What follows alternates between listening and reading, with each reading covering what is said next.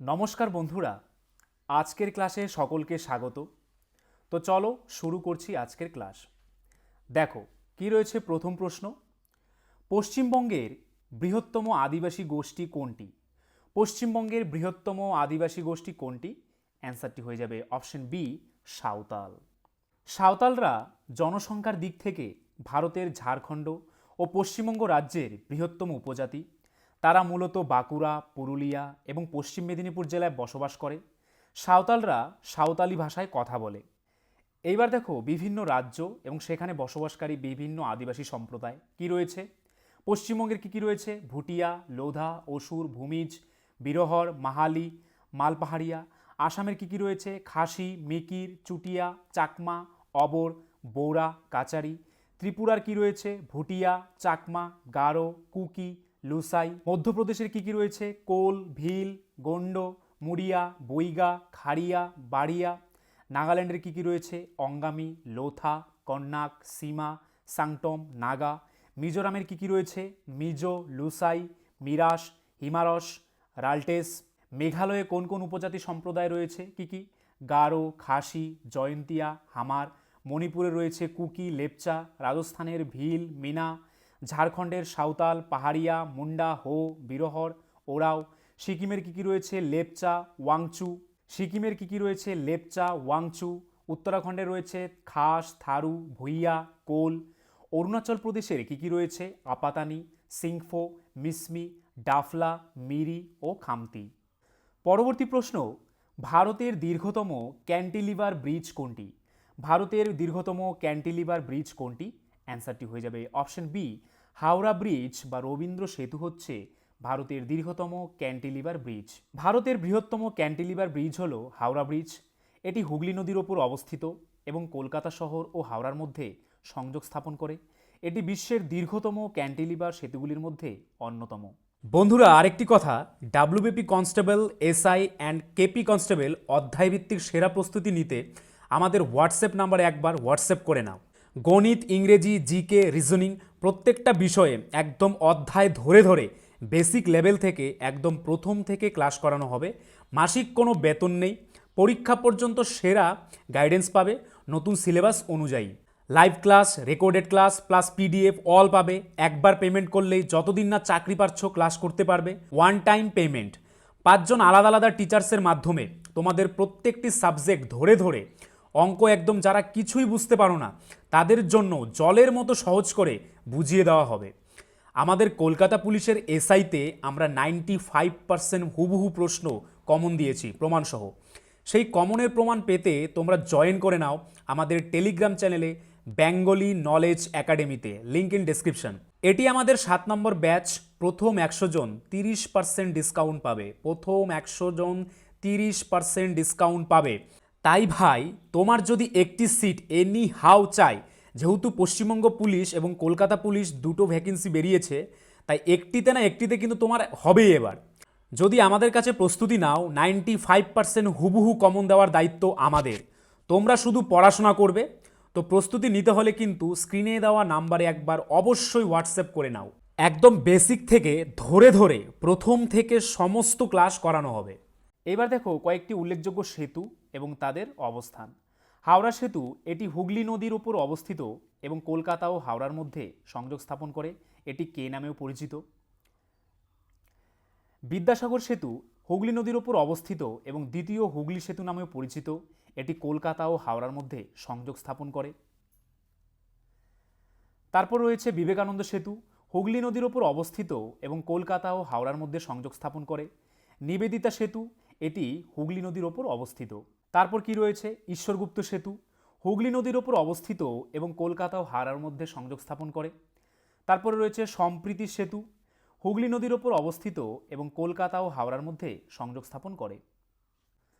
Jubilee সেতু, হুগলি নদীর ওপর অবস্থিত এবং কলকাতা ও হাওড়ার মধ্যে সংযোগ স্থাপন করে। করোনেশন সেতু, হুগলি নদীর ওপর অবস্থিত এবং কলকাতা ও হাওড়ার মধ্যে সংযোগ স্থাপন করে। পরবর্তী প্রশ্ন, কোষের মস্তিষ্ক কাকে বলা হয়? কাকে কোষের মস্তিষ্ক বলা হয়? অ্যান্সারটি হয়ে যাবে অপশন বি, নিউক্লিয়াসকে কোষের মস্তিষ্ক বলা হয়। এইবার দেখো বিভিন্ন কোষ অঙ্গাণুর নাম কি রয়েছে। প্রথমে কি রয়েছে নিউক্লিয়াস, একে কোষের কেন্দ্র বা মস্তিষ্ক বলা হয়, এটি কোষের জেনেটিক উপাদান ডিএনএ ধারণ করে। তারপর রয়েছে রাইবোজোম, এটি প্রোটিন সংশ্লেষণে সাহায্য করে। এরপর রয়েছে মাইটোকন্ড্রিয়া, একে কোষের শক্তিঘর বলা হয় বা পাওয়ার হাউসও বলা হয়, এটি খাদ্য থেকে শক্তি তৈরি করে। এরপর রয়েছে এন্ডোপ্লাজমিক রেটিকুলাম, এটি কোষের মধ্যে পরিবহন ও সংশ্লেষণে সহায়তা করে।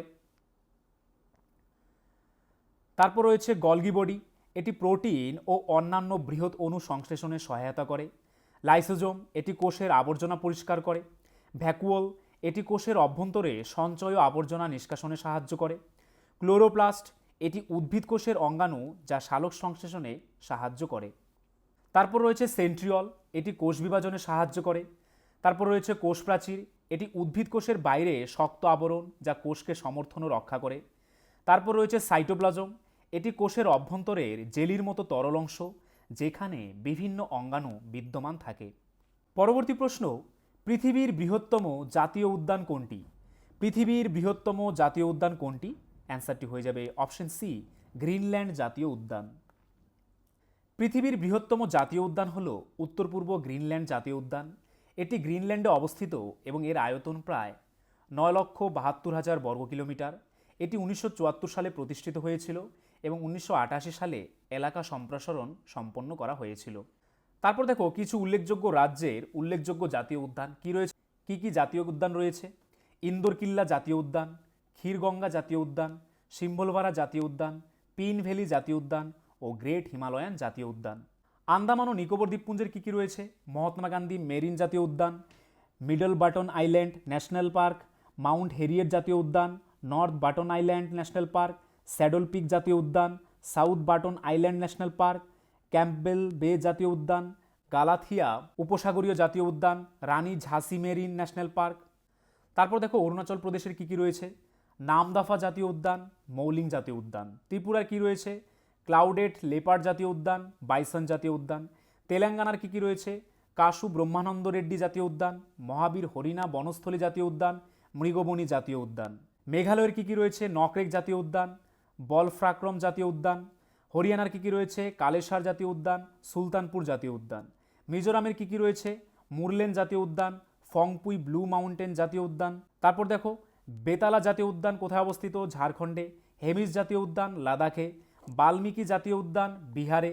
কেইবুল জাতীয় উদ্যান মণিপুরে। কাঞ্চনজঙ্ঘা জাতীয় উদ্যান সিকিমে। দুধুয়া জাতীয় উদ্যান উত্তরপ্রদেশে।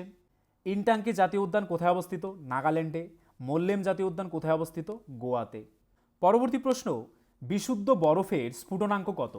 বিশুদ্ধ বরফের স্ফুটনাঙ্ক option B 100 degree Celsius.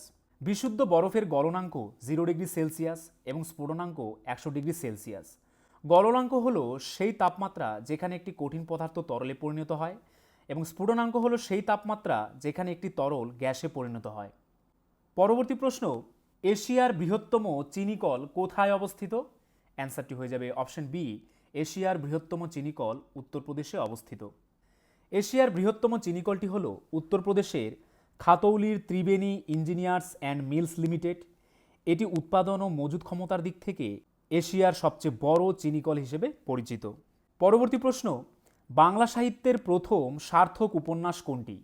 Bangla সাহিত্যের প্রথম সার্থক উপন্যাস কোনটি? অ্যান্সারটি হয়ে যাবে অপশন বি, দুর্গেশ নন্দিনী। বাংলা সাহিত্যের প্রথম সার্থক উপন্যাস হল বঙ্কিমচন্দ্র চট্টোপাধ্যায়ের দুর্গেশ নন্দিনী। এটি 1865 সালে প্রকাশিত হয়েছিল। উইকিপিডিয়া এটিকে বাংলা ভাষার উপন্যাসের প্রথম প্রামাণিক উদাহরণ হিসেবে গণ্য করা হয়। এর আগে 1852 সালে ফুলমণি ও করুণার বিবরণ নামে একটি উপন্যাস প্রকাশিত হয়েছিল, তবে এটিকে বাংলা ভাষার প্রথম উপন্যাস হিসেবে গণ্য করা হয় না, কারণ এটি একজন অবাঙালি কর্তৃক লেখা হয়েছিল। প্যারীচাঁদ মিত্রের আলালের ঘরের দুলাল উপন্যাসটি বাংলা উপন্যাসের সূত্রপাত ঘটায় এবং এটিকে প্রথম উপন্যাস হিসেবেও অনেকে মনে করে থাকেন, তবে দুর্গেশ নন্দিনী বাংলা ভাষার উপন্যাসের প্রথম সার্থক উদাহরণ হিসেবে পরিচিত। পরবর্তী প্রশ্ন, কোন দেশ সবচেয়ে বেশি নোবেল পুরস্কার পেয়েছে? কোন দেশ এখনো পর্যন্ত সবচেয়ে বেশি নোবেল পুরস্কার পেয়েছে? অ্যান্সারটি হয়ে যাবে অপশন বি, আমেরিকা। এখনো পর্যন্ত মার্কিন যুক্তরাষ্ট্র সবচেয়ে বেশি নোবেল পুরস্কার পেয়েছে। তাদের মোট পুরস্কারের সংখ্যা 400। এরপর যুক্তরাজ্য, যারা 137টি নোবেল পুরস্কার পেয়েছে, জার্মানি রয়েছে তৃতীয় স্থানে, তাদের 111টি নোবেল পুরস্কার বিজয়ী রয়েছে। পরবর্তী প্রশ্ন, পঞ্চম বেদ কাকে বলা হয়? কাকে পঞ্চম বেদ বলা হয় বা কোন গ্রন্থকে পঞ্চম বেদ বলা হয়? অ্যান্সারটি হয়ে যাবে অপশন সি, মহাভারতকে পঞ্চম বেদ বলা হয়। মহাভারতকে পঞ্চম বেদ হিসেবে বিবেচনা করা হয়। এই মহাকাব্যটিতে বেদ ও উপনিষদের মূল দর্শনের একটি বিস্তারিত ব্যাখ্যা রয়েছে। বেদের 4টি প্রধান অংশ কী কী? ঋগ্বেদ, যজুর্বেদ, সামবেদ এবং অথর্ববেদ। এই 4টি বেদের বাইরেও মহাভারতকে পঞ্চম বেদ হিসেবেও সম্মান করা হয়, কারণ এটি বেদের দর্শন ও মানব জীবনের গভীর সত্যকে সহজভাবে তুলে ধরে। মহাভারতে ধর্ম, অর্থ, কাম এবং মোক্ষ এই 4 পুরুষার্থের বিস্তারিত আলোচনা রয়েছে, যা বেদ এবং উপনিষদের দর্শনের সাথে সম্পর্কিত।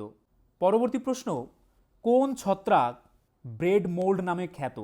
কোন ছত্রাককে ব্রেড মোল্ড বলা হয়? অ্যান্সারটি হয়ে যাবে option B, Rhizopus bread mould নামে পরিচিত।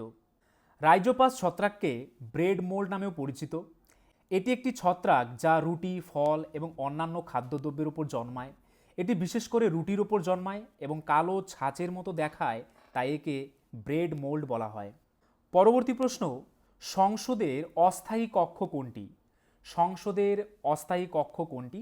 অ্যান্সারটি হয়ে যাবে অপশন বি, লোকসভা। সংসদে রাজ্যসভা একটি স্থায়ী কক্ষ, যেখানে লোকসভা একটি অস্থায়ী কক্ষ। রাজ্যসভা ভেঙে যায় না, তবে লোকসভা ভেঙে যাওয়ার পরে নতুন নির্বাচন হয়। তারপর দেখো কি রয়েছে, 22টি সরকারি ভাষা। আমাদের সংবিধানে 22টি সরকারি ভাষা রয়েছে। সংবিধানের 8ম তফসিলে নিম্নলিখিত 22টি ভাষা নিয়ে গঠিত। কি কি 22টি ভাষা? অসমিয়া, বাংলা, গুজরাটি, হিন্দি, কন্নড়, কাশ্মীরি, কোঙ্কানি, মালায়ালম, মণিপুরি, মারাঠি, নেপালি, ওড়িয়া, পাঞ্জাবি, সংস্কৃত, সিন্ধি, তামিল, তেলুগু, উর্দু, বোরো, সাঁওতালি, মৈথিলি এবং ডোগরি। এই ভাষার মধ্যে 14টি প্রাথমিকভাবে সংবিধানে অন্তর্ভুক্ত করা হয়েছিল। 1966 সালের 21তম সংশোধনী আইন দ্বারা সিন্ধি ভাষা যুক্ত করা হয়েছিল। 1992 সালের 71তম সংশোধনী আইন দ্বারা কোঙ্কনি, মণিপুরি এবং নেপালি অন্তর্ভুক্ত করা হয়েছিল। 2003 সালের 92তম সংশোধনী আইন দ্বারা বোরো, ডোগরি, মৈথিলি এবং সাঁওতালি যুক্ত করা হয়েছিল। ভারতের রাষ্ট্রপতি রাজ্যসভার 12 জন সদস্যকে মনোনীত করেন।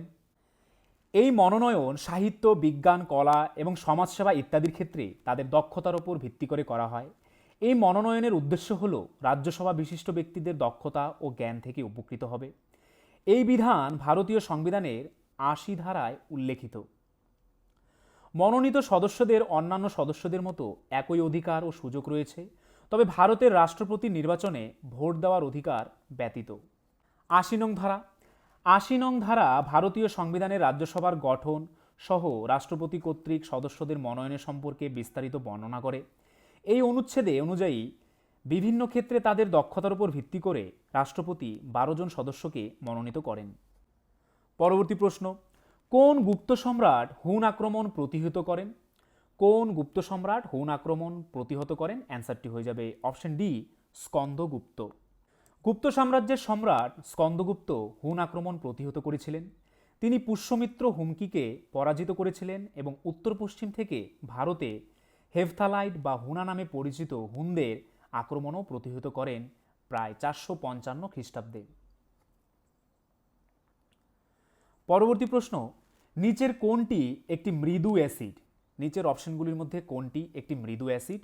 অ্যান্সারটি হয়ে যাবে অপশন সি, অ্যাসিটিক অ্যাসিড। যে অ্যাসিডগুলো জলে দ্রবীভূত হয়ে আংশিকভাবে বিলীন হয়ে যায় তাকে মৃদু অ্যাসিড বলে। উদাহরণগুলির মধ্যে রয়েছে acetic acid, oxalic acid, carbonic acid ইত্যাদি। পরবর্তী প্রশ্ন, ভারতের কত টাকা নোটের ওপরে মঙ্গলযানের ছবি রয়েছে? ভারতের কত টাকার নোটের ওপরে মঙ্গলযানের ছবি রয়েছে? অ্যান্সারটি হয়ে যাবে অপশন এ, 2000 টাকা নোটের ওপরে। তারপর দেখো বিভিন্ন নোটের ওপর উল্লেখযোগ্য ছবি কি কি। 10 টাকা নোটের ওপর কিসের ছবি রয়েছে? কোণার্কের সূর্য মন্দির, যেটি উড়িষ্যায় অবস্থিত। 20 টাকার নোটে রয়েছে ইলোরার গুহা, মহারাষ্ট্রে অবস্থিত। 50 টাকার নোটে রয়েছে হাম্পির হ্রদ, কর্ণাটকে অবস্থিত। 100 টাকার নোটে রয়েছে রানী কি ভাও, গুজরাটে অবস্থিত। 200 টাকার নোটে রয়েছে সাঁচি স্তূপ, এটি মধ্যপ্রদেশে অবস্থিত। এবং 500 টাকার নোটে রয়েছে লালকেল্লার ছবি, এটি দিল্লিতে অবস্থিত। পরবর্তী প্রশ্ন, কোন বিদ্রোহ উল গুলান নামে পরিচিত? অ্যান্সারটি হয়ে যাবে অপশন সি, মুন্ডা বিদ্রোহ উল গুলান নামে পরিচিত। মুন্ডা বিদ্রোহ উল গুলান নামে পরিচিত। এটি বিরসা মুন্ডার নেতৃত্বে 1899 থেকে 1900 সালে সংগঠিত হয়েছিল। উল গুলান শব্দটির অর্থ বিদ্রোহ বা বিপজ্জনক অবস্থা। এই বিদ্রোহটি মুন্ডাদের মধ্যে প্রচলিত ছিল এবং এটি তাদের স্বাধীনতা এবং নিজস্ব রাজত্ব প্রতিষ্ঠার জন্য একটি গুরুত্বপূর্ণ পদক্ষেপ ছিল। পরবর্তী প্রশ্ন, কোন উৎসেচকটি মানুষের লালারসে পাওয়া যায়? মানুষের লালারসে পাওয়া যায় উৎসেচকটির নাম কি? অ্যান্সারটি হয়ে যাবে অপশন সি, টায়ালিন। মানুষের লালারসে প্রধানত টায়ালিন বা লালা অ্যামাইলেজ নামক উৎসেচক থাকে, যা স্টার্চকে ভেঙে শর্করায় পরিণত করতে সাহায্য করে। এছাড়া লালারসে লাইসোজোম নামক একটি উৎসেচকও থাকে, যা জীবাণু ধ্বংস করতে সাহায্য করে। তারপর দেখো বিভিন্ন উৎসেচক এবং তাদের অবস্থান। অ্যামাইলেজ কোথায় পাওয়া যায়? মুখগহ্বর, লালাগ্রন্থি এবং অগ্নাশয়ে। পেপসিন কোথায় পাওয়া যায়? পাকস্থলিতে। ট্রিপসিন অগ্নাশয়ে এবং লাইপেজ অগ্নাশয়ে। পরবর্তী প্রশ্ন, প্রতি বছর কোন দিনের মধ্যে বার্ষিক জিএসটি রিটার্ন জমা করতে হয়? অ্যান্সারটি হয়ে যাবে অপশন সি, 31শে ডিসেম্বরের মধ্যে বার্ষিক জিএসটি রিটার্ন জমা করতে হয়। জিএসটিআর 9 হলো একটি বার্ষিক জিএসটি রিটার্ন, যা নির্দিষ্ট আর্থিক বছরের পরে বছরের 31শে ডিসেম্বরের মধ্যে দাখিল করা হয়। জিএসটিআর 9 রিটার্নে বিক্রয়, কেনাকাটা এবং জিএসটি চার্জ করা থাকে এবং আর্থিক বছরে একই অর্থ প্রদান করা হয়। পরবর্তী প্রশ্ন, বিশ্বের প্রাচীনতম ক্রীড়া হিসেবে কোন খেলাটিকে ধরা হয়? অ্যান্সারটি হয়ে যাবে অপশন ডি, কুস্তি। কুস্তি হচ্ছে বিশ্বের একটি প্রাচীনতম ক্রীড়া। বিশ্বের প্রাচীনতম খেলা হিসেবে কুস্তি খেলাটিকে ধরা হয়। কুস্তি খেলার প্রমাণ প্রায় 15,300 বছর আগে ফ্রান্সের লাসকাক্সে পাওয়া গেছে, যেখানে গুহাচিত্রের মাধ্যমে কুস্তিগীরদের চিত্রিত করা হয়েছে। পরবর্তী প্রশ্ন, নিচের মধ্যে কে পশ্চিমবঙ্গের প্রথম মহিলা রাজ্যপাল ছিলেন? পশ্চিমবঙ্গের প্রথম মহিলা রাজ্যপাল কে? অ্যান্সারটি হয়ে যাবে অপশন এ, পদ্মজা নাইডু। পদ্মজা নাইডু পশ্চিমবঙ্গের পঞ্চম রাজ্যপাল ছিলেন। 1956 সালে তিনি পশ্চিমবঙ্গের রাজ্যপাল নিযুক্ত হন। 21 বছর বয়সে তিনি দেশীয় রাজ্য নিজামে ভারতীয় জাতীয় কংগ্রেসের সহ প্রতিষ্ঠা করেছিলেন। দার্জিলিংয়ের পদ্মজা নাইডু হিমালয়ান জুওলজিক্যাল উদ্যানের নামকরণ করা হয়েছে তার নামে। পরবর্তী প্রশ্ন, কোন হরমোন রক্তচাপ নিয়ন্ত্রণ করে? রক্তচাপ নিয়ন্ত্রণ করে হরমোনটির নাম কি? অ্যান্সারটি হয়ে যাবে অপশন ডি, অ্যালডোস্টেরন। অ্যান্সারটি হয়ে যাবে অপশন ডি, অ্যালডোস্টেরন। এটি অ্যাড্রিনাল গ্রন্থি থেকে নিঃসৃত হয় এবং এটি সোডিয়াম ও জলের ভারসাম্য রক্ষা করে। সোডিয়াম শরীরে বেশি থাকলে রক্তচাপ বাড়ে, যা অ্যালডোস্টেরন নিয়ন্ত্রণ করে। পরবর্তী প্রশ্ন, একমাত্র ভারতীয় যিনি জাতিসংঘের সাধারণ পরিষদের সভাপতি ছিলেন তার নাম কি? অ্যান্সারটি হয়ে যাবে অপশন সি, বিজয়লক্ষ্মী পণ্ডিত বা বিজয়লক্ষ্মী পণ্ডিত। জাতিসংঘের সাধারণ পরিষদের একমাত্র ভারতীয় সভাপতি ছিলেন বিজয়লক্ষ্মী পণ্ডিত। তিনি 1953 থেকে 1954 সাল পর্যন্ত এই পদে দায়িত্ব পালন করেন। তিনি ছিলেন এই পদে নির্বাচিত প্রথম মহিলাও। বিজয়লক্ষ্মী পণ্ডিত ভারতের প্রথম প্রধানমন্ত্রী জওহরলাল নেহরুর বোন এবং প্রাক্তন রাষ্ট্রপতি মতিলাল নেহরুর কন্যা ছিলেন। তিনি একজন রাজনীতিবিদ ও কূটনীতিক হিসেবে পরিচিত ছিলেন এবং 20 শতকের বিশ্বের শীর্ষস্থানীয় নারী কূটনীতিক হিসেবে গণ্য হন। পরবর্তী প্রশ্ন, প্রকৃতিতে প্রাপ্ত সবচেয়ে বিশুদ্ধ কার্বনের উদাহরণ কোনটি? প্রকৃতিতে প্রাপ্ত সবচেয়ে বিশুদ্ধ কার্বন কোনটি? অ্যান্সারটি হয়ে যাবে অপশন ডি, হিরে। পরবর্তী প্রশ্ন, পৃথিবীর ফুসফুস কাকে বলা হয়? কাকে পৃথিবীর ফুসফুস বলা হয়? অ্যান্সারটি হয়ে যাবে অপশন সি, অ্যামাজন রেইন ফরেস্টকে পৃথিবীর ফুসফুস বলা হয়। পৃথিবীর ফুসফুস হিসেবে অ্যামাজন রেইন ফরেস্টকে বলা হয়। এটি পৃথিবীর বৃহত্তম রেইন ফরেস্ট এবং বিশ্বের সবচেয়ে বেশি পরিমাণে অক্সিজেন উৎপাদন করে। এটিকে গ্রহের ফুসফুসও বলা হয়, কারণ এটি কার্বন ডাইঅক্সাইড গ্রহণ করে এবং অক্সিজেন ত্যাগ করে। পরবর্তী প্রশ্ন, কোন ভিটামিন জলে দ্রাব্য ও অ্যান্টি অক্সিডেন্ট হিসেবে কাজ করে? কোন ভিটামিন জলে দ্রাব্য ও অ্যান্টি অক্সিডেন্ট হিসেবে কাজ করে? অ্যান্সারটি হয়ে যাবে ভিটামিন সি। ভিটামিন সি জলে দ্রাব্য ও অ্যান্টি অক্সিডেন্ট হিসেবে কাজ করে। ভিটামিন সি জলে দ্রবণীয় এবং এটি একটি শক্তিশালী অ্যান্টিঅক্সিডেন্ট হিসেবে কাজ করে।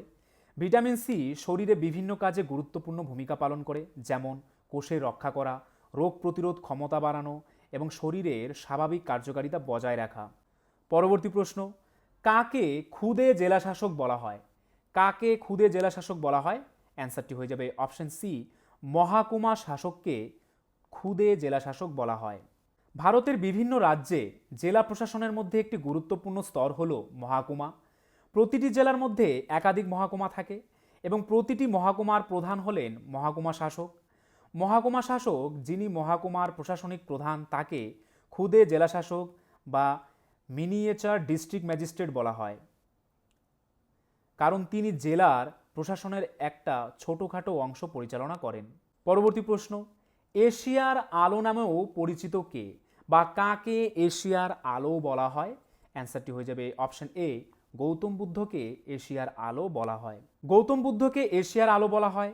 এশিয়ার আলো নামে পরিচিত হওয়ার কারণ স্যার এডউইন আর্নল্ডের লেখা বুদ্ধের জীবনের একটি বইয়ের শিরোনাম এটি। তারপর দেখো ইতিহাসের কিছু উল্লেখযোগ্য ব্যক্তি এবং তারা অন্য কী নামে পরিচিত। কি রয়েছে? প্রথমে সুভাষচন্দ্র বসু, নেতাজি নামে পরিচিত, বিবেকানন্দ, স্বামীজি, লাল বাহাদুর শাস্ত্রী, শান্তির মানুষ, কাকে লৌহ মানব বলা হয়? সর্দার বল্লভভাই প্যাটেলকে। বাপু, জাতির জনক কাকে বলা হয়? মহাত্মা গান্ধীকে। জওহরলাল নেহেরু, চাচাজি, ইন্দিরা গান্ধী, লৌহ মানবী। মহামান্য কাকে বলা হয়? মদনমোহন মালব্যকে। দেশরত্ন কাকে বলা হয়? রাজেন্দ্র প্রসাদ। জিভি যোশী কাকা সাহেব নামে পরিচিত। দেশবন্ধু কাকে বলা হয়? চিত্তরঞ্জন দাস দেশবন্ধু নামে পরিচিত। পরবর্তী প্রশ্ন, বিশ্বের সর্বোচ্চ উচ্চতায় অবস্থিত যুদ্ধক্ষেত্র কোনটি? বিশ্বের সবথেকে উচ্চতায় অবস্থিত যুদ্ধক্ষেত্র কোনটি? অ্যান্সারটি হয়ে যাবে অপশন সি, সিয়াচেন হিমবাহ। সিয়াচেন হিমবাহ বিশ্বের সর্বোচ্চ উচ্চতায় অবস্থিত যুদ্ধক্ষেত্র হিসেবে পরিচিত এবং ইন্দো পাক নিয়ন্ত্রণ রেখার নিকটে অবস্থিত। এটি ভারতের বৃহত্তম হিমবাহ এবং বিশ্বের দ্বিতীয় বৃহত্তম হিমবাহ। এটি পৃথিবীর সর্বোচ্চ উচ্চতায় অবস্থিত যুদ্ধক্ষেত্র। প্রশ্ন, ক্যান্সার চিকিৎসায় কোন নিষ্ক্রিয় গ্যাস ব্যবহৃত হয়? ক্যান্সার চিকিৎসায় কোন নিষ্ক্রিয় গ্যাস ব্যবহৃত হয়? অ্যান্সারটি হয়ে যাবে অপশন এ, রেডন গ্যাস ব্যবহৃত হয়। ক্যান্সার চিকিৎসায় রেডন নামক নিষ্ক্রিয় গ্যাস ব্যবহার করা হয়। এটি একটি তেজস্ক্রিয় গ্যাস যা রেডিওথেরাপিতে ক্যান্সার কোষ ধ্বংস করতে সাহায্য করে। রেডন ক্যান্সার কোষকে ধ্বংস করার পাশাপাশি সুস্থ কোষের ওপরও ক্ষতিকর প্রভাব ফেলতে পারে, তাই এটি সতর্কতার সাথে ব্যবহার করা হয়। পরবর্তী প্রশ্ন, কোন ঘটনা 1857 সালের বিদ্রোহের সূত্রপাত করেছিল? কোন ঘটনাকে কেন্দ্র করে 1857 সালের বিদ্রোহের সূত্রপাত করেছিল? অ্যান্সারটি হয়ে যাবে অপশন বি, ভারতীয় সৈন্যদের দ্বারা এনফিল্ড রাইফেলের ব্যবহার। এই ঘটনাকে কেন্দ্র করেই 1857 সালের বিদ্রোহের সূচনা হয়েছিল। 1857 সালের মহাবিদ্রোহের সূচনা ঘটেছিল মিরাটের গ্যারিসন শহরে কোম্পানির সেনাবাহিনীর সিপাহীদের বিদ্রোহের মাধ্যমে, যা 1857 সালের 10ই মে তারিখ শুরু হয়েছিল। এই বিদ্রোহের তাৎক্ষণিক কারণ ছিল নতুন এনফিল্ড রাইফেল চালু করা, যার জন্য সিপাহীদের গ্রিসযুক্ত কার্তুজ ব্যবহার করতে হতো, যা হিন্দু ও মুসলিমদের ধর্মীয় অনুভূতিতে আঘাত করত। পরবর্তী প্রশ্ন, ইন্টারনেটের সর্বপ্রথম সার্চ ইঞ্জিন কোনটি? ইন্টারনেটের সর্বপ্রথম সার্চ ইঞ্জিন কোনটি? অ্যান্সারটি হয়ে যাবে অপশন বি, আর্চি। আর্চি হলো ইন্টারনেটের সর্বপ্রথম সার্চ ইঞ্জিন। ইন্টারনেটের সর্বপ্রথম সার্চ ইঞ্জিন ছিল আর্চি। এটি 1990 সালে অ্যালান এমটেচ নামে এক ছাত্র তৈরি করেন, উইকিপিডিয়া অনুসারে। এবার দেখো বিভিন্ন আবিষ্কার এবং তাদের আবিষ্কর্তা কি রয়েছে। রক্তের গ্রুপকে আবিষ্কার করেন কার্ল ল্যান্ডস্টেইনার।